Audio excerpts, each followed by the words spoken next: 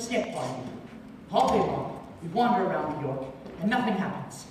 Then we come to the quietest street in the city, and suddenly, Hey, the Gelder! is he still out there? Go look. He's sitting on that bench. Cornelius, are you sure this is an adventure? You don't have to ask, Barnaby. When you're in one, you'll know it all right. How much money have you got left?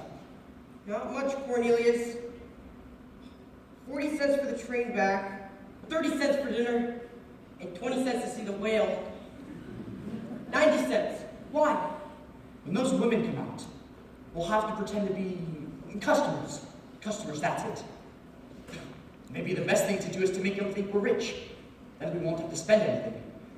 We're two men, about town, looking for some hats for ladies. Good afternoon, Mrs. Mother. Here, Cornelius Hackle. Here, Barnaby Tucker. My pleasure, gentlemen. Now, what can I do for you? Well, you see, we're two ladies about town, looking for some hats to Malloy, and we wondered if... We want a hat. For a lady, of course. And everybody said for Mrs. Malloy's because she's so pretty. I mean, her hats are so pretty. And so reasonable, Cornelius. As reasonable as under $1 would still leave us enough to see the whale. You've got to pay him no mind, ma'am. He's come all the way from Yonkers to see the stuffed whale, and he's all excited. Just keep an eye on the street. Maybe you'll see him pass by. Is it big and black with mean little red eyes? Yes. It's sitting right on that bench. Excuse me, but did you say Yonkers, Mr. Hackle? Oh, yes, ma'am. Yonkers. And forgive me for saying this, but you should see Yonkers. And by that I mean, perhaps, Mr. Malloy would like to see Yonkers too. Oh, I'm a widow, Mr. Hackle. You are? Barnaby, she's a widow. Oh, that's too bad. I'm sure Mr. Malloy would have enjoyed Yonkers, especially in that hat. I mean on you, of course, not Mr. Malloy, may he rest in peace. You're Catholic, aren't you? Well, don't let that worry you. I'd be willing to change. Mrs. Malloy, if you should ever happen to have a Sunday free in the near future, I'd be more than pleased to show you Yonkers from top to bottom. Well, as a matter of fact, Mr. Hackle, I might be there sooner than you think. Really? You see, I have a friend who lives in Yonkers. Do you? Perhaps you know him. Perhaps we do. Oh, it's always so foolish to ask in cases like that, isn't it? It's a Mr. Vandergelder. Horace Vandergelder? Of Vandergelder's hay feed? Do you know him? No. Mr. Vandergelder's a substantial man, and well-liked, they tell me. A lovely man, Mrs. Malloy. Just lovely. Has only one fault as far as I know. He's hard as nails. Cornelius, I think... Now, I wonder if your friend might like this one. Look out! I'm begging your pardon, Mrs. Malloy. Gentlemen, what are you doing? Help us, Mrs. Malloy. We'll explain later. Come out here this minute. We're as innocent as can be, Mrs. Malloy. Well, really? Mr. Hackle, Mr. Tucker, I insist you both come out here this minute, or else I'll be forced to... Mr. Vandergelder. Mrs. Malloy, I don't suppose Mrs. Levi is here, is she? She was supposed to meet me on that bench 10 minutes ago. Well, she can just go looking for me if she comes. When I make an appointment, I like people to be on top. Here's a present. Chocolate-covered peanuts, unshelled. That's the expensive kind. Did I just see you talking with two men? Men? Men, Mr. Vandergelder? What would men be doing in a ladies' hat shop? Well, now, why don't you come back into my workroom? I'm so anxious for you to see it. I saw it last week. So you did. Well, Mr. Vandergelder, what's new in the hay and feed business? I understand you have 3 friends, all hard as nails. I mean... What on earth are you talking about? Yonkers. I hear it's a very beautiful city. And who's been telling you about Yonkers, may I ask? Nobody. A friend. What friend? Well, you see, He? A customer, Mr. Vandergelder. Someone quite well to do with, as a matter of fact. He was in here buying hats for ladies. You might even know him. Although it's usually silly to ask in cases like that. It's Mr. Cornelius Hackle. Did you say Hackle? Why, yes. He happens to be my head clerk, that's all. Mrs. Malloy, I demand an explanation. And I'm going to give it to you. Why shouldn't she know Cornelius Hackle? Everybody in New York knows Cornelius Hackle. He's here at the opera, in all the fashionable homes. Why, he's at the Harmonia Gardens restaurant 3 times a week. Impossible. He's only got $146.35, and I keep it in my own safe. Oh, Mr. Vandergelder, you're killing me. He's one of the Hackles. They built the canal. What canal? The Henry. Both. It ain't the same man. Who pulled the horses out of Jenny Lynn's carriage and pulled her through the streets? Cornelius Hackle. And who dressed up as a waiter at the Fifth Avenue Hotel and dropped an oyster down Mrs. Astor's? Oh, I can't say it, but it was Cornelius. He's the playboy of New York. Now, Irene, don't deny it. I can see you were taken with him just like everybody else. Dolly, what are you saying? I've only seen him once in my life. Really, Dolly, excuse me, of course.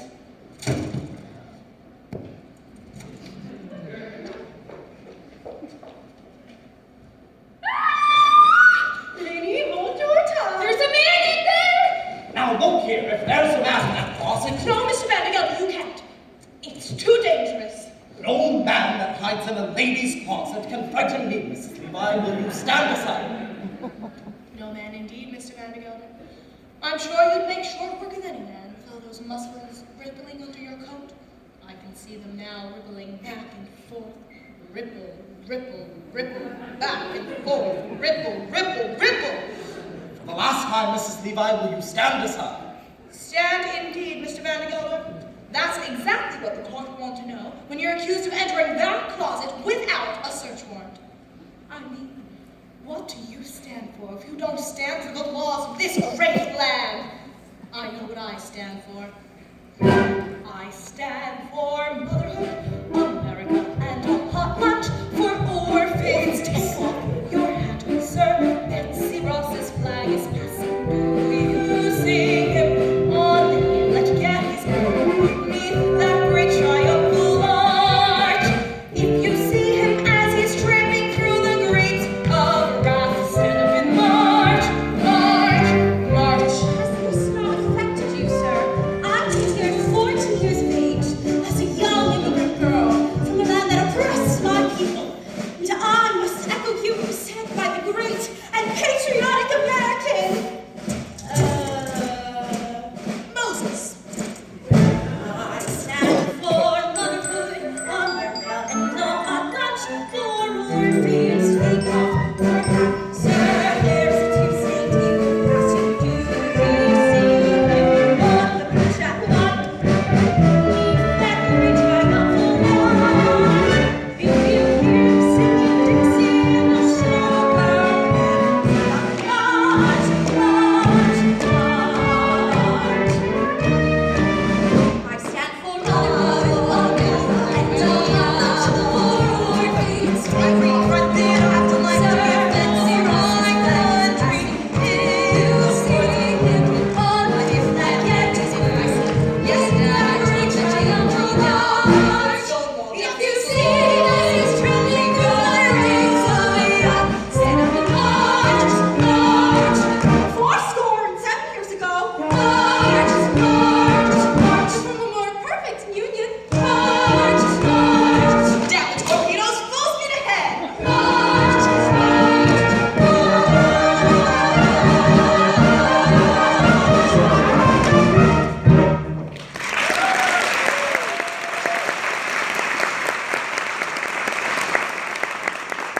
So you see, Mr. Vandergelder, there couldn't possibly be a man in that closet.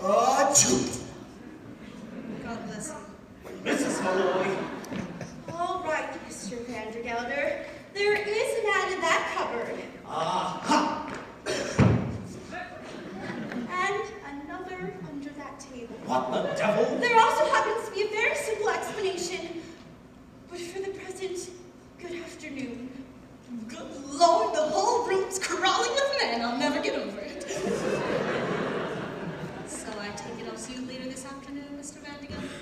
You certainly will, Mrs. Levi, with a certain young lady on the main float at the end of the parade. Good day, Mrs. Malloy.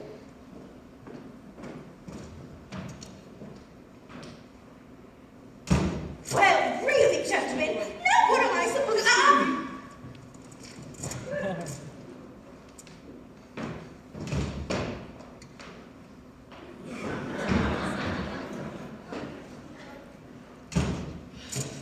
Mrs. Malloy, I can explain I everything. do not wish to hear any explanations, Mr. Hackle. Just you and Mr. Tucker do me the pleasure of leaving my shop at once, or else I send for Officer Goggerty.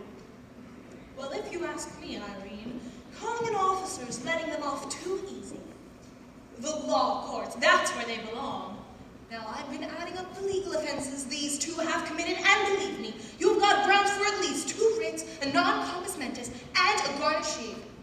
Now, the main thing is to show them that you tried to solve it amicably first.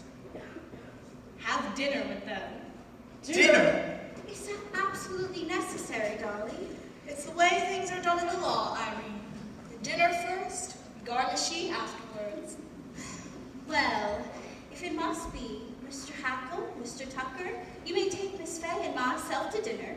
Delighted, Mrs. Malloy. I speak for Barnaby, too. Now, I hear there's a very nice restaurant in the railroad station. Oh, no, Mr. Hackle. If the Harmonia Gardens is good enough for your fashionable friends, then it's good enough for us. They say they have a lovely orchestra there, Minnie. Oh, we couldn't go there. Now, don't misunderstand me. It isn't the money or anything. It's the whale. It's the whale. No, it isn't the whale, Barnaby. It's the dancing. Yeah, dance. You see, they have dancing in a place like that. Exhibitions, even contests, and I don't know how. It would take me weeks, months, years to learn it. Mrs. Dolly Levi, 33-year-old chief clerks, taught how to dance. Now, it's simple. You put one arm here and one arm there, It's and then... no use. I have absolutely no sense of rhythm. Absolutely no sense of rhythm is one of the primary requirements for the Gallagher-Levi method. Just give me 5 minutes of your time, Mr. Hackle, and I'll have you dancing the streets. We'll start with lesson 7, the waltz kick turn. It's simple. Right foot, touch. Left foot, touch. Under, back, around, touch. Back, through, around, behind, out, over, release, unfurl. That's wonderful. My, when I think of the lucky women who will find heaven in your arms. Let's go back to lesson 1. Put your hand on her waist and stand with her right in your left hand. And 1, 2, 3, 1, 2, 3, 1, 2, 3. Look, I'm dancing. Well, it was. Of course you were, Mr. Hackle. Take the sun.